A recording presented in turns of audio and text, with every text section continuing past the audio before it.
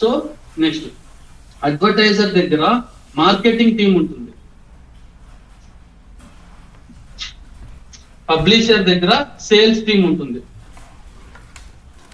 So initial గా ఇది start అయినప్పుడు ఏదర్ మార్కెటింగ్ టీం అయినా వెళ్ళి సేల్స్ టీమ్ అప్రోచ్ అయ్యేది, లేదా సేల్స్ టీమ్ అయినా వచ్చి మార్కెటింగ్ టీమ్ అప్రోచ్ అయ్యి మా దగ్గర ఒక ప్రోడక్ట్ ఉంది మీ వెబ్సైట్ లో చూపిస్తారా అని అడిగేటోళ్ళు, లేదా వీళ్ళు వచ్చి మా దగ్గర ఇన్వెంటరీ ఉంది మీ దగ్గర ప్రోడక్ట్ ఉంటే మేము చూపిస్తాము అని మాట్లాడుకొని డీల్ సెట్ చేసుకునే వాళ్ళు అన్నమాట. బట్ ఓవర్ ది పీరియడ్ ఏమైందంటే N number of advertisers, N number of publishers వచ్చేసినారు. ఇంటర్నెట్ బూమ్ అయ్యే కొద్దీ చాలా మంది అడ్వర్టైజర్లు వచ్చేసారు, చాలా మంది పబ్లిషర్స్ వచ్చేసారు. వాళ్ళిద్దరిని అనుసంధానం చేస్తూ పుట్టుకొచ్చింది ఒకటి యాడ్ నెట్వర్క్. ఏమనుకోద్దండి, నేను ఇక్కడ ఎగ్జాంపుల్ కింద వీడు ఒక మీడియేటర్ లేదా బ్రోకర్ అనే వర్డ్ యూజ్ చేసిన. నిన్న నేను అడిగిన క్వశ్చన్ లో ఒక అతను what is an add exchange అంటే ఇట్ ఈస్ ఎ బ్రోకర్ అని రాసి పెట్టినారు. నేను మీకు అర్థం అవ్వడానికి చెప్పా, అడ్వర్టైజర్ కి పబ్లిషర్ కి మధ్యలో బ్రోకర్ లాగా యాక్ట్ చేస్తాడు అని. ఎందుకంటే రియల్ ఎస్టేట్ ఎగ్జాంపుల్ తీసుకొని మీకు నేను అలా అర్థమయ్యేదానికి చెప్తున్నానని కూడా చెప్పినా, కానీ డైరెక్ట్ గా రాసేశారు యాడ్ ఎక్స్చేంజ్ చేసే బ్రోకర్ అని. సో యాడ్ నెట్వర్క్ అనే అది వచ్చేసి ఇట్ ఈస్ ఏ మీడియేటర్ అన్నమాట. సో బయ్యింగ్ అండ్ సెల్లింగ్ అనేది యాడ్ నెట్వర్క్ ద్వారానే జరుగుతుంది. సో ఇప్పుడు మనం రియల్ ఎస్టేటే తీసుకుంటే బ్రోకర్ ద్వారానే కదా బయ్యింగ్ సెల్లింగ్ రెండు జరుగుతుంది. బయ్యింగ్ ఒక పార్టీ ఉంటుంది, సెల్లింగ్ ఒక పార్టీ ఉంటుంది. సో అలా యాడ్ నెట్వర్క్ అనేది కూడా కైండ్ ఆఫ్ బ్రోకర్, అంటే mediator. Or we can say that through ad network buying and selling will take place. అది నెక్స్ట్ ఓవర్ ద పీరియడ్ ఇంకా బూమ్ అయ్యే కొద్దీ సో మెనీ యాడ్ నెట్వర్క్స్ పుట్టుకొచ్చేసినాయి అనమాట. అడ్వర్టైజర్స్ చాలా మంది అయిపోయారు, యాడ్ నెట్వర్క్స్ చాలా అయిపోయినాయి, పబ్లిషర్స్ చాలా అయిపోయినాయి. సో అప్పుడు నెక్స్ట్ పుట్టుకొచ్చింది యాడ్ ఎక్స్చేంజ్. వీటన్నిటికల్లా పెద్ద బ్రోకర్ అన్నమాట. ఇప్పుడు రాయచూటి రియల్ ఎస్టేట్ అనేది ఎగ్జాంపుల్ కన్సిడర్ చేస్తే number 1 broker on net. Add exchange is the one wear advertisement or any ad we can sell and we can purchase, or selling and buying takes place. దాన్ని add exchange అంటారు, లేదా add network అయినా అంటారు. రెండు ఒకటే, కాకపోతే ఇటు చిన్న బ్రోకర్ లాగా ఇటు పెద్ద బ్రోకర్ లాగా అన్నట్టు ఎగ్జాంపుల్ అది. I hope this is clear for everyone. Yes sir. Yes. Next, right now we are at here like advertiser, publisher and the intermediate person ad exchange. So as I said earlier, if advertiser wants to access the ad exchange, he can access only through DSP.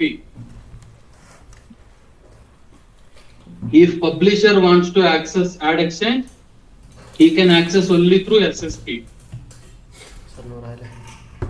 DSP stands for demand side platform. ఇవైతే compulsory terminology కానీ పేర్లు అయితే ఖచ్చితంగా గుర్తు పెట్టుకోవాలి bro. వీటికి ఇంకా వేరే ఇదే ఏమి ఉండదు, కంపల్సరీ ఈ వర్డ్స్ అయితే ఖచ్చితంగా గుర్తు పెట్టుకోవాలి. ఈ ఫుల్ ఫామ్స్ కానీ ఈ వర్డ్స్ టర్మినాలజీ కొంచెం మనం కష్టమైన కొంచెం ఎక్కువ సార్లు చదువుకొని అయినా ఇది గుర్తు పెట్టుకోవాలి. So DSP stands for demand side platform. SSP stands for supply side platform. So advertiser ad exchange ni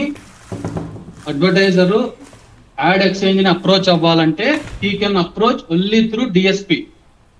Publisher ad exchange ni approach అవ్వాలంటే he can approach only through SSP. So ఇప్పుడు ad exchange దగ్గర ఏముంటాయంటే publishers దగ్గర ఉన్న అన్ని వెబ్సైట్లు add exchange దగ్గర ఉంటాయి. అలాగే యాడ్ ఎక్స్చేంజ్ దగ్గర అడ్వర్టైజర్ల ఇన్ఫర్మేషన్ కూడా మొత్తం ఉంటుంది. నెక్స్ట్ డిఎస్పి అంటే డిమాండ్ సైడ్ ప్లాట్ఫామ్ కి 2 ఎగ్జాంపుల్స్ ఏం చెప్పుకోవచ్చు అంటే DV360 ఇది ఒక గూగుల్ టూల్. Are TTD. ఇది మనం మెయిన్ గా నేర్చుకునే కాన్సెప్ట్. ఎస్ఎస్పికి ఎగ్జాంపుల్ ఏం చెప్పొచ్చుకోవచ్చు అంటే డిఎఫ్పి, డబుల్ క్లిక్ ఫర్ పబ్లిషర్స్. ఇది కూడా గూగుల్దే. సో ఇదంతా మనకి ఇట్ సైడ్ మనం అంతగా ఏం వర్క్ చేయము, మనం చేసేదంతా అడ్వర్టైజర్ కి చేస్తాం కాబట్టి డిఎస్పి ద్వారానే ఎక్కువ వర్క్ చేస్తాం. Let me repeat once again, advertiser can access ad exchange only through demand side platform. Publisher can access ad exchange only through supply side platform. So DSP and demand side platform examples evarante one of the example is TTD. So ఇదే మనము మొత్తం నేర్చుకునేది తరోగా further classes లో. ఇటువరకు ఏమైనా doubts ఉన్నాయా bro?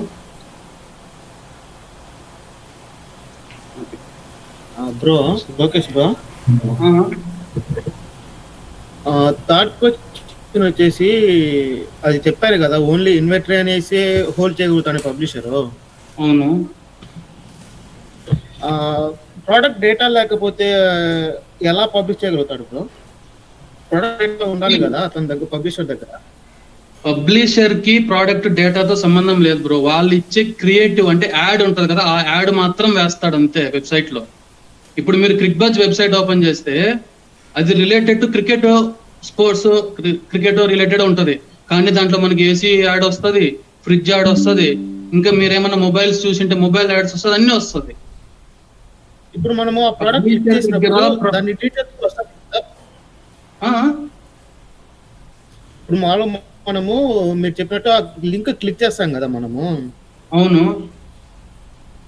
ఆ link click చేసినప్పుడు ఆ ప్రోడక్ట్ డేటా కూడా మనకు డిస్ప్లే అవుతుంది కదా, అలాంటప్పుడు డేటా కూడా హోల్డ్ చేయగలుగుతాడు కదా. మనము క్రియేటివ్ మీద క్లిక్ చేస్తే అది నెక్స్ట్ కాన్సెప్ట్స్ లో తెలుస్తుంది మీకు. దానికి ల్యాండింగ్ పేజ్ URL అని ఒకటి ఇస్తారు. ఇప్పుడు మీరు క్లిక్బజ్ వెబ్సైట్ లో ఒక ఏసీనో ఫ్రిడ్జ్ ఫ్లిప్కార్ట్ యాడ్ చూస్తే అది క్లిక్ చేయగానే ఆటోమేటిక్ గా ఫ్లిప్కార్ట్ వెబ్ పేజ్ కి రీడైరెక్ట్ అవుతావు. ఆ క్లిక్బజ్ వెబ్సైట్ లోనే చూపింది నీకు ఆ యాడ్. మళ్ళీ నువ్వు ఎప్పుడైతే ప్రోడక్ట్ మీద క్లిక్ చేస్తే అది నేను ఇంకొక వెబ్ పేజ్ కి తీసుకెళ్తుంది. అది ఈ కామర్స్ వెబ్సైట్ కావచ్చు, అడ్వర్టైజర్ యొక్క ఓన్ వెబ్సైట్ కావచ్చు, ఏదైనా కావచ్చు. పబ్లిషర్ అనే అతను ఇన్వెంటరీని హోల్డ్ చేయగలుగుతాడా? పబ్లిషర్ అనే అతను ఇన్వెంటరీ మాత్రమే ఉంటది ఆయన దగ్గర. ఆయనకు ఒక సపరేట్ సైట్ ఉంటది. ఆ సైట్ కి మనం వేసే యాడ్ కి కూడా సంబంధం ఉండదు. సో మనం ఏదైతే ఎగ్జాంపుల్ చెప్తున్నాం, చెప్పు డేటా యాక్చువల్గా డేటా లేకుండా ఏ ప్రోడక్ట్ కూడా పబ్లిష్ చేయడు కదా అని నా డౌట్.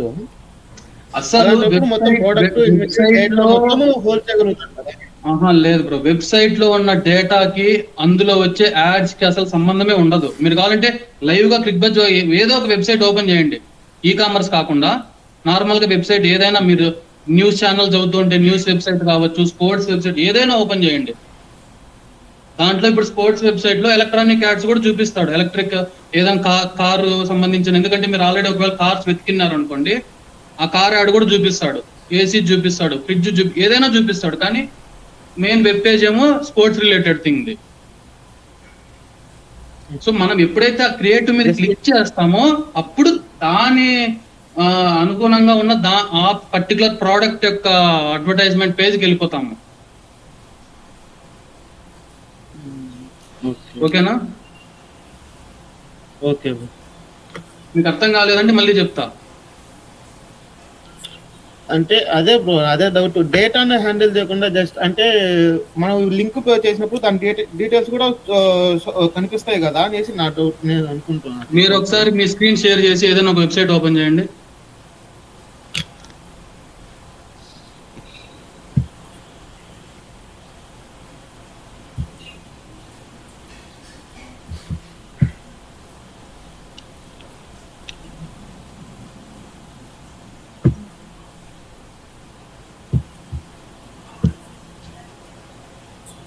Visible bro?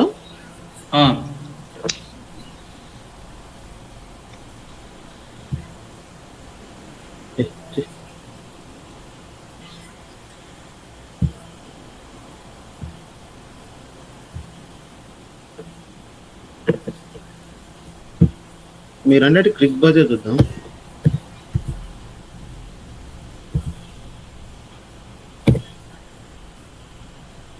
CRIC.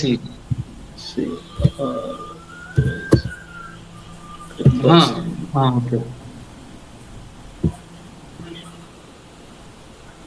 ఇప్పుడు ఫర్ ఎగ్జాంపుల్ మీరు అన్నట్టు ఇప్పుడు అన్నారు కదా, ఇందులోకి వెళ్ళి చూద్దాం.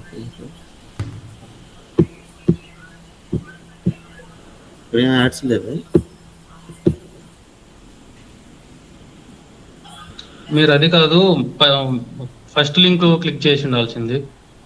పైన క్లిక్ బజ్ అనే ఒకటి ఉంటుంది, లైవ్ స్కోర్స్ క్లిక్ చేసినారు. Okay sorry. సో ఇందులో ఎక్కడైనా స్క్రోల్ చేస్తూ ఉంటే రైట్ సైడ్ కానీ టాప్ లో కానీ ఎక్కడైనా యాడ్స్ వస్తాయి చూడండి.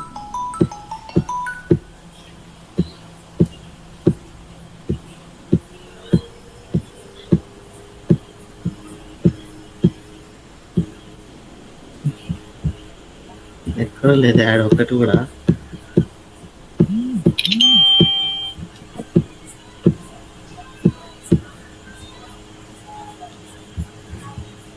ఇది కాకపోతే వేరే ఏదైనా వెబ్ పేజ్ ఓపెన్ చేయండి, అంతే కదా.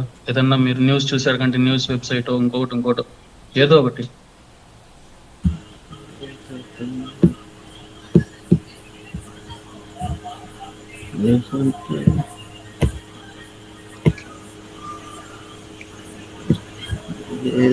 మీరే చెప్పండి, ఒకటి చేద్దాం. ఒకటి మీరు ఏదో ఒక వెబ్సైట్ మీరు తీసుకోండి, bbc.com అను ఏదైనా, ఎనీథింగ్. ఓకే, తెలుగు న్యూస్ చూద్దాం సార్. దీంట్లో ఉన్నాం సార్.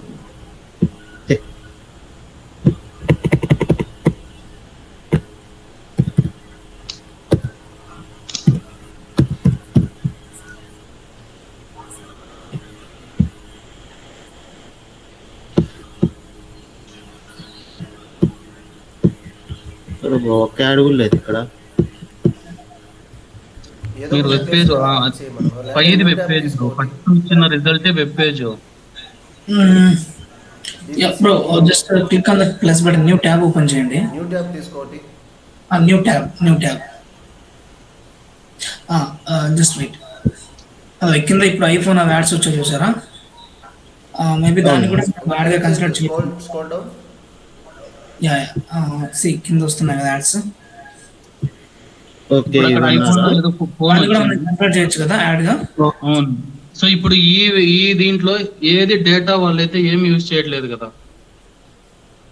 సో ఇప్పుడు క్లిక్ చేసినప్పుడు అలా కదా బ్రో, మనము క్లిక్ చేసినప్పుడు ఏమో డేటా వస్తుంది కదా దాని. ఇప్పుడు మనం వేరే పేజ్ కి రీడైరెక్ట్ అవుతుంది. నీకు ఆ పేజ్ లోనే యాడ్ చూపేదు. ఎప్పుడైనా మీరు యాడ్ చూసిన పేజ్ లోనే ఉండదు ఆ యాడ్. నువ్వు ఆ యాడ్ మీద క్లిక్ చేయగానే దానికంటే ఒక రెస్పెక్టివ్ ల్యాండింగ్ పేజ్ URL ఇస్తాం మనము. అది వేరే వెబ్ పేజ్ లోకి వెళ్తుంది. అక్కడే ఈ ప్రోడక్ట్ కి సంబంధించిన డీటెయిల్స్ అన్ని ఉంటాయి. అంటే ఇప్పుడు మాలో మనకి ఎక్కడైతే మనకు చూపిస్తుందో అక్కడ కాకుండా వేరే దాంట్లో చూపిస్తుందో మనకు అది ఆ డేటాను దీంట్లో చూపిరంటారా? అవును. ఇప్పుడు మనకి ఈ వెబ్సైట్ లో మనకి యాడ్ మాత్రమే చూపిస్తుంది. ఆ యాడ్ మీద మనం క్లిక్ చేస్తే మనల్ని ఇంకొక న్యూ పేజ్ కి తీసుకెళ్తుంది. అది నువ్వు ఏ యాడ్ మీద క్లిక్ చేసినా అది మనని ఇంకొక పేజ్ కి తీసుకెళ్తుంది. అక్కడ దాని డీటెయిల్స్ వస్తాయి. Okay okay. నువ్వు కావాలంటే ఇంకా 2-3 ర్యాండమ్ గా 2-3 యాడ్లు చెక్ చేయి. కంపల్సరీ అంటే ఇప్పుడు మాలో మనకి ఇక్కడ చూసే ఇప్పుడు మనకు యాడ్ లో చూపిస్తే డేటా మాలో ఏ డేటా ఉండదు. తర్వాత మనకు దాని మీద క్లిక్ చేసినప్పుడు వచ్చే డేటా మనం దీనికి ఈ డేటాను క్యారీ ఫార్వర్డ్ చేయదంటారు, అంతే కదా? ఈ బ్యాక్గ్రౌండ్ లో దాని డేటా అంతా నీకు దాని ఒరిజినల్ వెబ్సైట్ లో లోడ్ అయిపోతుంది. అదే బ్రో మనోహర్, ఇక్కడ ఏంటంటే నీకు ఇప్పుడు నువ్వు సపోజ్ ఫ్లిప్కార్ట్ ఓపెన్ చేసినప్పుడు ఒక ఫోన్ సెలెక్ట్ చేసుకుంటావు. ఓకే, అక్కడ నువ్వు రైట్ క్లిక్ ఇచ్చి న్యూ ట్యాబ్ కొట్టినావు అనుకో, దాని డీటెయిల్స్ అంతా వస్తాయి కదా. లైక్ ఇట్లా ఇప్పుడు నీకు ఇక్కడ యాడ్ చూపిస్తుంది. ఆ యాడ్ మీద నువ్వు క్లిక్ చేసినప్పుడు అది డైరెక్ట్ న్యూ ట్యాబ్ లో రీడైరెక్ట్ అవుతుంది దాని డీటెయిల్స్ అన్ని. లైక్ అట్లా. Okay okay bro, doubt clarify అయింది. Thank you bro. ఓకే, అంతే కదా లోకేష్ బ్రో? అంతే బ్రో, అదే బ్రో.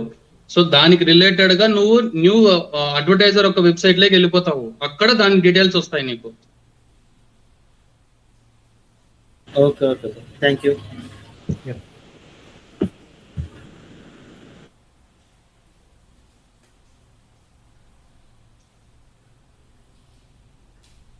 సో ఇప్పుడు ఇటు వరకు అయితే క్లియర్ అయితే నేను రబ్ చేస్తున్నా.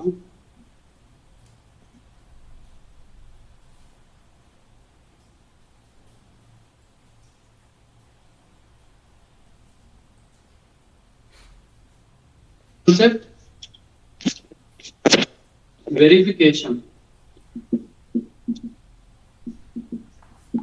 So before we discuss about verification, let me clarify you two more topics. One is impression,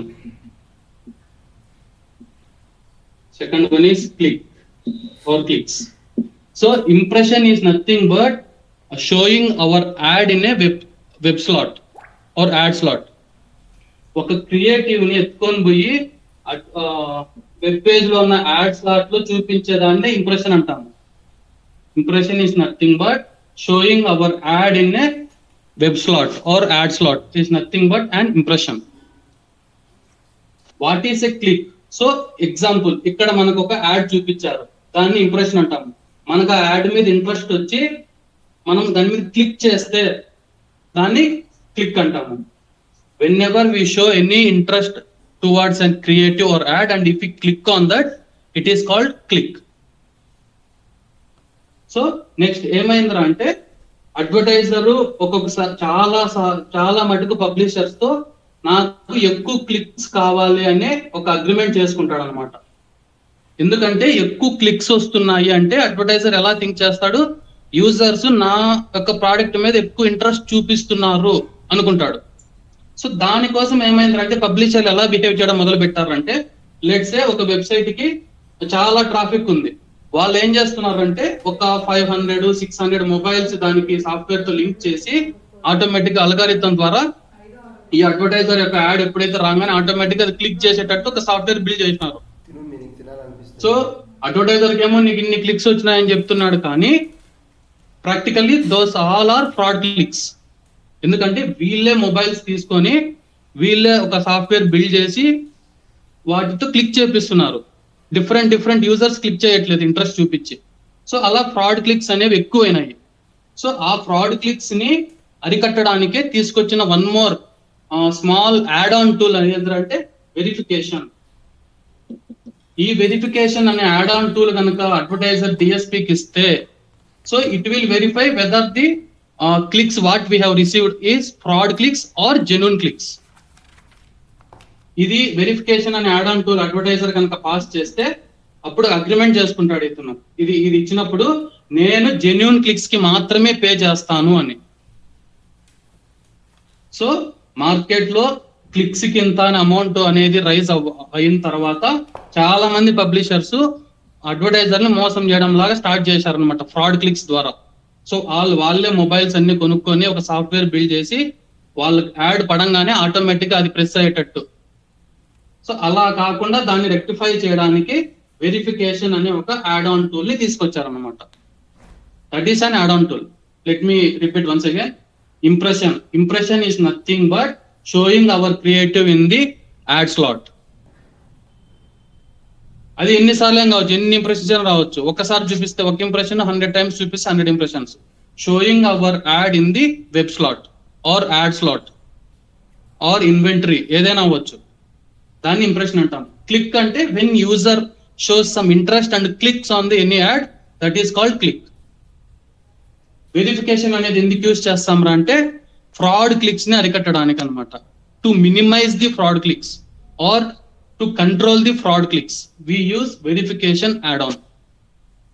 Next concept, brand safety. ఇది కూడా వెరిఫికేషన్ లాగా ఒక చిన్న యాడ్ ఆన్ టూల్ అన్నమాట.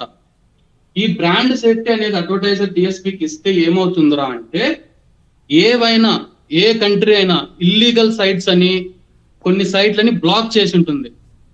అలాంటి సైట్లలో మన క్రియేటివ్ పడకుండా చూసుకుంటుంది అన్నమాట ఇది. లెట్స్ సే కొన్ని కంట్రీస్ లో లిక్కర్ అనేది బ్యాన్ అనమాట ఆన్లైన్ లో, కానీ కొన్ని కంట్రీస్ లో అది లీగల్. సో వెపన్స్ కానీ, డ్రగ్స్ కానీ, అడల్ట్ సైట్స్ కానీ ఇలాంటి వాటిల్లో మన యాడ్ పడకుండా కంట్రోల్ చేస్తుంది అనమాట బ్రాండ్ సేఫ్టీ అనేది. అది one of the primary thing what brand safety does. Second thing ఏంటంటే వీళ్ళ యొక్క కాంపిటీటర్ యాడ్ తో పాటు వీళ్ళ యాడ్ ను కూడా చూపించకుండా చూసుకుంటుంది. As I said earlier, let me take the shoe as example. Shoe అనేది ఎగ్జాంపుల్ గా తీసుకుంటే మనకు అడ్వర్టైజర్ నైకీ అనేవాడు వచ్చాడు. సో ఇప్పుడు ఒక వెబ్ పేజ్ లో చాలా వెబ్ స్లాట్స్ ఉంటాయి, యాడ్ స్లాట్స్. ఒక దాంట్లో మన నైకీ యాడ్ చూపించి, ఇంకో దాంట్లో పూమా యాడ్, ఇంకో దాంట్లో రీబుక్ యాడ్ చూపిస్తే మనకు పెద్దగా యూజ్ ఉండదు కదా.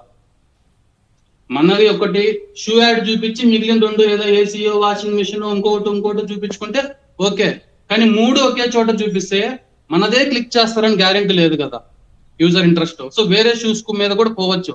సో అందుకని మన యాడ్ చూపించేటప్పుడు సేమ్ టైంలో మన యొక్క కాంపిటీటర్ యాడ్ చూపించకూడదు అనమాట. So what brand safety does is, first thing ఏవైతే గవర్నమెంట్ బ్యాండ్ సైట్స్ కానీ, illegal sites, weapon sites, adult sites ఇలా ఉంటాయో మొత్తం అన్ని we can consider as illegal, అందులో మన యాడ్స్ పడకుండా చూసుకుంటుంది అనమాట.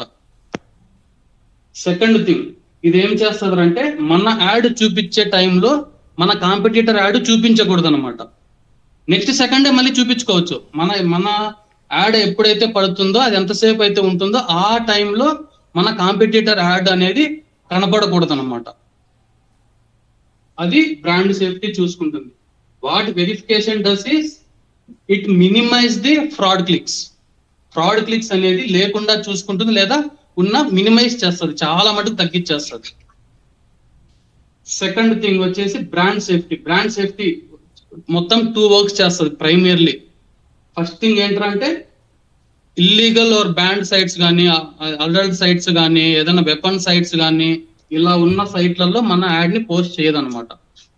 సెకండ్ థింగ్, మనతో పాటు మన కాంపిటీటర్ యాడ్ ని పడకుండా చూసుకుంటుంది.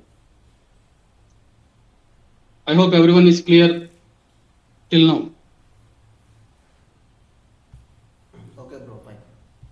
ఓకే బ్రో, కొత్తగా ఎవరైతే వచ్చారో వాళ్ళకి ఏమైనా డౌట్స్ ఉంటే అడగండి bro.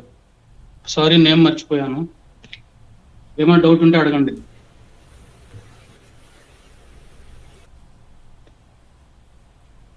Can I take this silence as no doubt? Okay.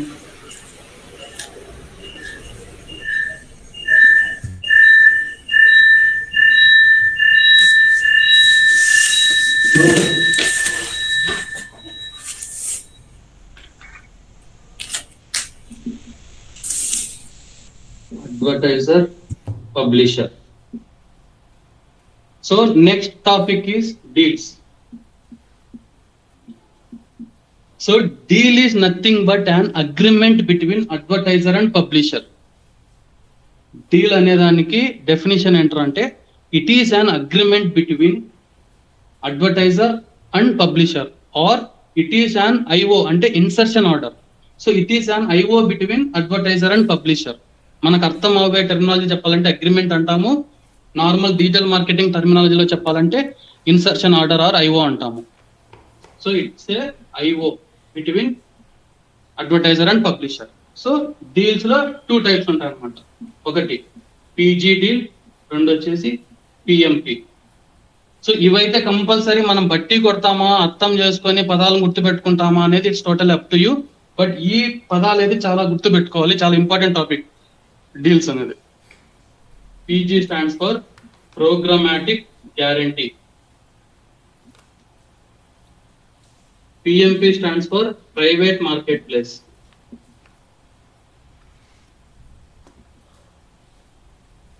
So deals are 2 types. One is PG deal, second is PMP. PG stands for programmatic guarantee deal. PMP stands for private marketplace. Okay, first one PG, also known as one-on-one deal. So as the name itself says, it's a one-on-one deal. Here advertiser and publisher will make a deal. ఒక advertiser ఒక publisher ఒక deal కుదుర్చుకుంటారు అనమాట. నాకు ఇన్ని impressions కావాలి, నేను ఇంత amount pay చేస్తా, ఈ డేట్స్ లో నాకు మీరు యాడ్లు చూపించాలి అని మొత్తం ఐఓ, నార్మల్ గా ఐఓ ఏమేమి ఉంటుందో ఆ ఐఓ మొత్తం వీళ్ళిద్దరూ కుదుర్చుకొని ఒక అగ్రిమెంట్ చేసుకుంటారు. That is called programmatic guarantee deal or one on one deal. So one on one deal it's nothing but ఒక అడ్వర్టైజర్, ఒక పబ్లిషర్ ఉండి వాళ్ళిద్దరూ కూర్చొని ఒక అగ్రిమెంట్ చేసుకుంటారు అనమాట. నాకు ఇన్ని ఇంప్రెషన్స్ మీ దాంట్లో చూపించు, నేను ఇంత డబ్బులు మీకు ఇస్తాను, ఈ డేట్ నుంచి ఈ డేట్ వరకు చూపించు అని ఒక అగ్రిమెంట్ చేసుకుంటారు. దాన్ని programmatic guarantee deal or one on one deal అంటాము. Next private market place, also name as one to many or open auction. So open auction అనే పదం వినగానే మీలో చాలా మట్టుకు క్యాచ్ చేసి ఉంటారు దీన్ని. సో లెట్స్ సే మనకి ఎప్పుడైనా మనం టెండర్స్, గవర్నమెంట్ టెండర్స్ కానీ ప్రైవేట్ టెండర్స్ కానీ పాడేటప్పుడు వెళ్తాం కదా. సో అక్కడ వాళ్ళు లెట్స్ సే గవర్నమెంట్ టెండరే అనుకుందాము, ఏదన్నా ఒక గవర్నమెంట్ భూములు కానీ ఇంకోటి వేలంపాట వేస్తాను అనుకుందాం.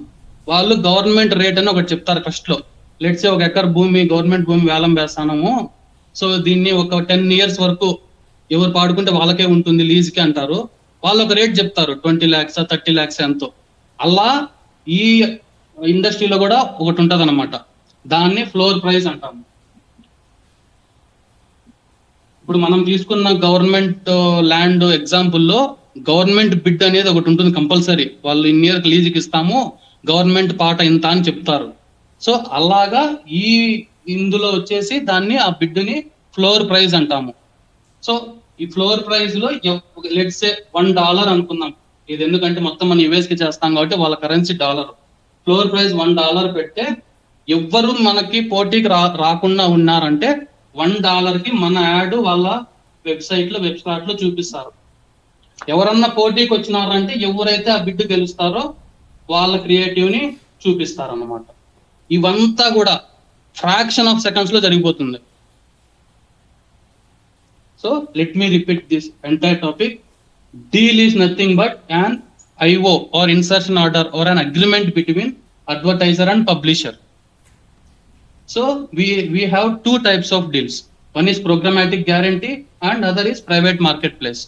Programmatic guarantee deal is also known as one-on-one deal, where advertiser and publisher both will involve and they will make an agreement. ఎన్ని ఇంప్రెషన్స్ కావాలి, ఎంత అమౌంట్ ఇస్తాము, లైక్ ఏ డేట్ నుంచి ఏ డేట్ చూపించాలి, ఇదంతా ఒక అగ్రిమెంట్ రాసుకొని సైన్ చేసుకుంటారు. So second one is private market place or open auction. Open auction is nothing but it bidding అనమాట. ఎవరైతే బిడ్ గెలుచుకుంటారో వాళ్ళ యాడ్ ముందు చూపించేస్తుంది అలా అనమాట. ఇందులో ఏమైనా డౌట్ ఉందా డీల్స్ అనే కాన్సెప్ట్ లో?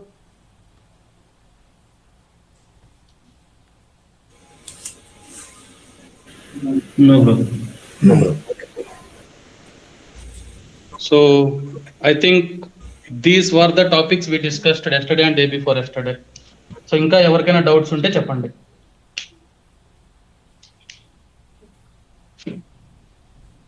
బ్రో కొత్తగా వచ్చినారు బ్రో, మీరే చెప్పాలి బ్రో. మిగతా వాళ్ళంటే ఆల్రెడీ 2-3 times విన్నారు. మీకు ఏది డౌట్ ఉన్నా అడగండి, మళ్ళీ చెప్తాను. What is the full form of TTD? The Trade Desk. So how to work with? ఎలా వర్క్ అవుతుంది?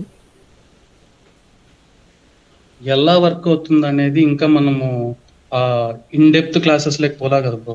మనం జస్ట్ ఈ టీటీడీ అనే దాని వరకు మనము ముందు ఏం జరుగుతూ ఉండేది, అవి ఎలా ఫామ్ అయింది అనేది చెప్పుకుంటున్నాము ఇంకా మనము. ఓకే ఈ రోజు ఎక్స్ప్లెయిన్ చేసిన వాటికి మీకు ఏమైనా డౌట్స్ ఉన్నాయా? నథింగ్. Okay, thank you. మిగతా వాళ్ళకి ఎవరికైనా ఏమైనా డౌట్స్ ఉన్నాయా?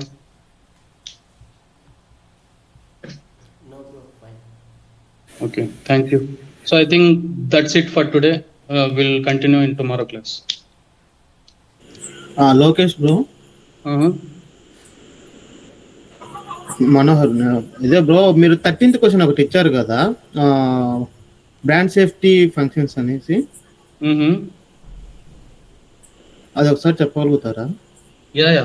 సో బ్రాండ్ సేఫ్టీ అనేది 2 things చేస్తారు. Brand safety okay, brand safety okay. Brand safety functions అనేసి ప్రీవియస్ గా మీరు ఎక్స్ప్లెయిన్ చేశారు, నాకైతే ఐడియా లేదు. 13th క్వశ్చన్ ఒకటి ఇచ్చారు, అది ఒకసారి ప్రీవియస్ గా ఎక్స్ప్లెయిన్ చేశాను, మళ్ళీ ఈ రోజు కూడా ఎక్స్ప్లెయిన్ చేశాను. What are the 2 major functions of brand safety? ఈ రోజు కూడా ఎక్స్ప్లెయిన్ చేశాను బ్రో, మళ్ళీ చెప్తాను. బ్రాండ్ సేఫ్టీ మేజర్ గా చేసేది 2 థింగ్స్. ఒకటి ఏంటంటే ఇల్లీగల్ వెబ్సైట్స్ లో కానీ, అడల్ట్ వెబ్సైట్స్ కానీ, వెపన్స్ ఉన్న వెబ్సైట్స్ లో కానీ, అలాంటి డేటా, అలాంటి ఇన్ఫర్మేషన్ ఉన్న వెబ్సైట్లలో మన యాడ్ ని పోస్ట్ చేయకుండా చూసుకుంటుంది. ఇప్పుడు ఇండియాలో కూడా అడల్ట్ వెబ్సైట్స్ బ్యానే, కానీ చాలా మందికి ఓపెన్ చేస్తూ ఉంటాం మనం కూడా. అట్లా బ్యాన్ అయిన ఉన్న వెబ్సైట్లలో మన యాడ్ని పోస్ట్ చెయ్యదు అది ఆ యాడ్ ఆన్ మనం యూజ్ చేస్తే. సెకండ్, మన యాడ్ చూపించినప్పుడు సేమ్ టైం మన కాంపిటీటర్ యాడ్ కూడా చూపించకుండా చూసుకుంటుంది. అవి రెండు అది బ్రాండ్ సేఫ్టీ చేసే మేజర్ వర్క్స్ అన్నమాట.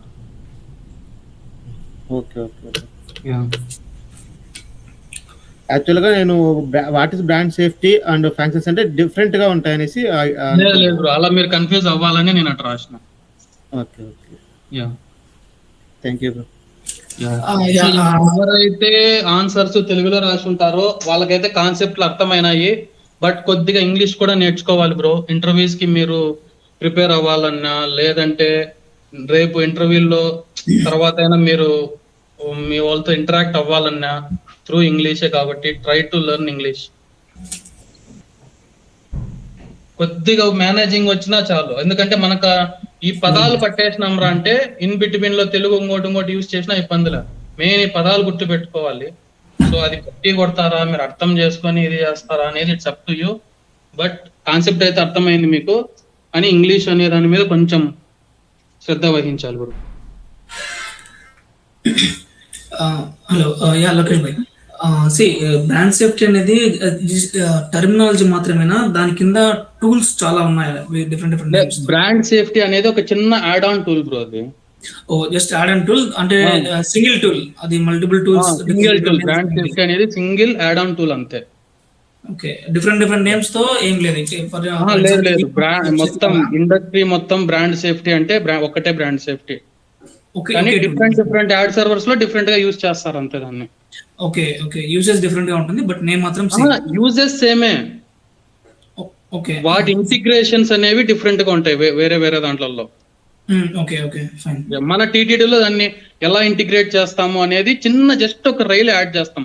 అవన్నీ నేను మీకు సెటప్ చేసి చూపిస్తాను. తర్వాత మీరు చేసేటప్పుడు కూడా నేను అడిగినప్పుడు మీరు చూపించాలి. Okay fine bro. ఇప్పుడు మీకు 50 to 60% అర్థమైనా చాలా అర్థమైనట్టే మీకు. వన్స్ నేను చేసి చూపించేటప్పుడు తర్వాత మీరు చేసేటప్పుడు మాక్సిమం మీకు అర్థమైపోతుంది. ఎంత థియరిటికల్ ప్రాక్టికల్ నాలెడ్జ్ వస్తేనే ప్రతిదీ మళ్ళీ మీరు ప్రాక్టికల్ గా చేసేటప్పుడు ఇవన్నీ లింక్ చేసుకుంటే ఇంకా ఈ కాన్సెప్ట్ మీరు ఎప్పటికీ మర్చిపోరు మళ్ళీ. ఫైన్. యా, మేబీ టుమారో ఏం టాపిక్స్ కవర్ చేసుకుంటామో ఒకసారి చెప్పగలరా భయ్యా? మేబీ రేపు క్రియేటివ్స్ అనే ఒక కాన్సెప్ట్ తీసుకొని మొత్తం క్రియేటివ్ అంటే ఏంది, దానికి ఏమేమి మనము అట్రిబ్యూట్స్ ఇస్తాము, లైక్ URL ఇస్తాము, ఇంప్రెషన్ ట్రాకర్స్ ఇస్తాము, వాటి యూజెస్ ఏమి, ఇవన్నీ రేపు ఎక్స్ప్లెయిన్ చేస్తారు. Okay, the topic name is creatives అనొచ్చు, యాడ్స్ అనొచ్చు, ఏదైనా కానీ. Okay fine. Fine bro. ఇంకేమన్నా డౌట్స్ ఉన్నాయా బ్రో ఎవరికైనా?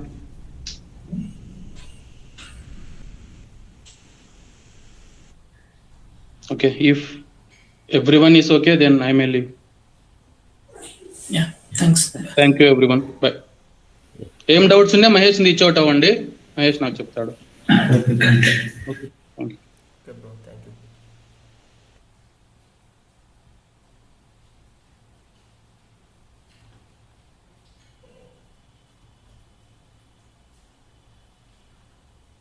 మనోహర్ ఓకేనా? ఓకే అన్న, అర్థమవుతుంది కదా? అర్థం కాకపోతే అడుగు, నో ప్రాబ్లం. ఓకే, నేను అర్థం లేదు, నేను అడుగుతూనే ఉన్నా. ఓకే, అది కాదు, అది మామూలుగా యాక్చువల్ గా నేను మళ్ళీ ఆన్సర్ పెట్టిన తర్వాత నేను ChatGPT లో చెక్ చేశా. కొన్ని ప్రోడక్ట్ డేటా వచ్చేసి పబ్లిషర్ దగ్గర కూడా ఉంటుంది అనేసి అందులో ఉన్నది. అందుకే ఆ డౌట్ క్లారిఫై చేసుకుందాం అనేసి అంతసేపు అదే అడిగింది. యాక్చువల్గా అయితే ప్రోడక్ట్ కూడా హోల్డ్ చేయగలుగుతాడంట పబ్లిషర్. నేను ChatGPT లో చెక్ చేసిన దాని ప్రకారం అయితే అవును, ప్రోడక్ట్ డేటా అవన్నీ హోల్డ్ చేయగలుగుతానని ఉంది చూశాను. Product, inventory plus data. Data అంటే అన్నీ ఉండదు, సమ్ డేటా మాత్రము ఖచ్చితంగా పబ్లిషర్ దగ్గర ఉంటుంది అనేసి అన్నారు చాట్‌జిపిటిలో. బట్ ఇతనేమో అదేం ఉండదు, ప్రోడక్ట్ ఉండదు, డేటా ఉండదు, జస్ట్ ఇన్వెంటరీ మాత్రమే ఉంటుంది అంటున్నాడు.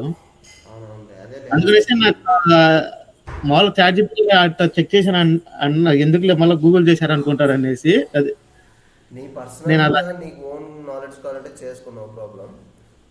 చేసుకుంటున్నా. యాక్చువల్గా నోట్స్ మనకు చెప్పలేదు కదా, నేను మొత్తం అంతా చాట్‌జిపిటిలో చూసి మొత్తం నోట్స్ ప్రిపేర్ చేసుకుంటున్నా. అవునవునులే, ఈ వీడియోస్ కూడా రికార్డ్ చేసుకుంటా ఉండు, చెప్పే కదా OBS టూల్ ఇన్స్టాల్ చేసుకోమని. అది ఇన్స్టాల్ చేసుకోవాలి, ఈరోజు వేరే దగ్గరికి వెళ్ళినా అవునా, సరే సరే, ఓకే, చేసుకుంటాను. సరే మనోహర్ అయితే. ఓకేనా.